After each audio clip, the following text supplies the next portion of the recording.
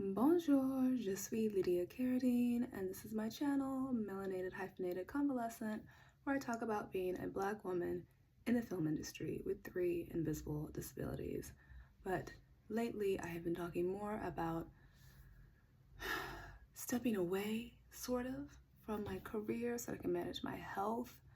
And to that end, my recent move to Paris, which was to facilitate my healing, TBD on that, because it's been stressful and I've gotten sicker, but c'est la vie, we'll figure that out later.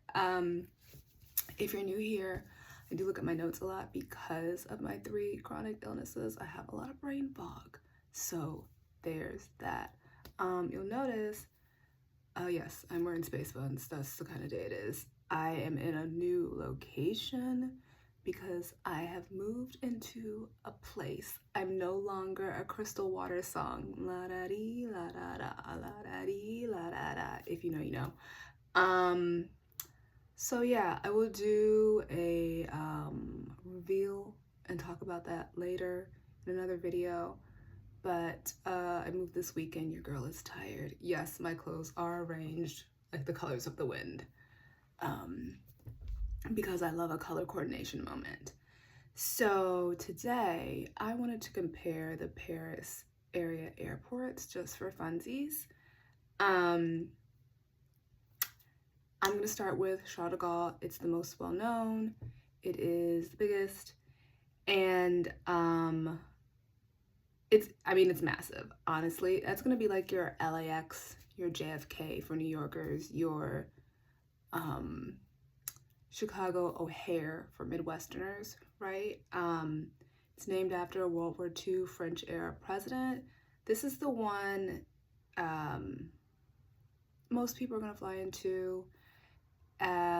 It is not in Paris proper, it's in Roissy. So, and I know I said that wrong. Apologies to French speakers. I'm gonna find a class real soon now that I'm settled, because Duolingo is not it. But yeah, this is the one you're gonna need to do intercessory prayer to make sure your baggage arrives on time and with you and in one piece. Mine did. So there's that one. Next, there is Orly, which is in Orly. Also not in Paris. It opened in 1932. And this is gonna be like your LaGuardia for New Yorkers, your Burbank, your Chicago Midway, if you will. I've flown into both Orly and CDG. I don't have a preference, but now I'm closer to Orly, so I'll probably use it more in the future. The third one that I want to talk about is Paris Beauvais, which I'm just going to say is a scam. Why is that? Because Paris is in the name, but it's 53 miles outside of Paris. It's not even in Ile-de-France. And so like for Americans, Ile-de-France is like a county, so Paris is in Ile-de-France. Same like Burbank is in LA County, so it's an LA area airport. But it is, I think, so I would compare this to Ontario Airport for Angelenos, which I also think is a hoax. I've never seen it. Southwest tells me it exists, but I don't know anybody who's ever used it. And yeah, no, I don't think, where even is that? No, I think it's near Orange County, I think. I'm not sure. Anywho, this would be like Jersey for New Yorkers. If you're searching, it's like airports in the area, but not in the city that it's associated with. Now, why do I know that the Beauvais airport exists? Quelle surprise, surprise, useful expat facts. So, when you're traveling internationally and you're going to stay for an extended period of time, sometimes the airline or the country you're flying to is going to ask you for a continuing like proof of forward travel. You need an exit ticket basically, so they need to know that you're not going to try to overstay your visa or something like that. I did a lot of research before I left and some Redditing, and some people said like if you have a 1-year visa, they'll look at your visa and they'll be like, you're fine. Other people said get a ticket just in case. They said that the major airlines will refund you, but it's going to take months. There's no point in doing all that and waiting.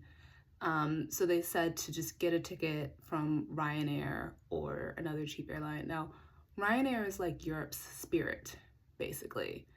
Like they're charging you for seatbelts and bags that are bigger than like a lunchbox. Like every little thing is more. So I just booked a $40 flight to Ibiza, and because I didn't want to have to argue with someone at JetBlue, or more importantly, customs in France. Just as a contingency. I just needed that extra little peace of mind because it was cheap and easy to do. And you can't refund Ryanair tickets unless it's like, act of God, airline canceled flight and didn't refund. Like, it's very hard to get a refund from them, but since it's so inexpensive, I felt that it was worth it, just so I didn't get sent back. So they didn't ask, by the way. They just looked at my visa, stamped it, and sent me on my way. So yeah, that is really my little guide about Paris airports and continuing travel. I have been experiencing PIMS because of the activities of moving this weekend. PIMS is post-exertion malaise, one of the many symptoms of my chronic fatigue syndrome and the pituitary placenoma and the long COVID. That's why this is going to be a short video today, but I will be back to talk about my new apartment and other things in the future. So thank you for watching. Please like and subscribe and share if you feel led. Whatever butters your toast. A bientôt, a demain, au revoir.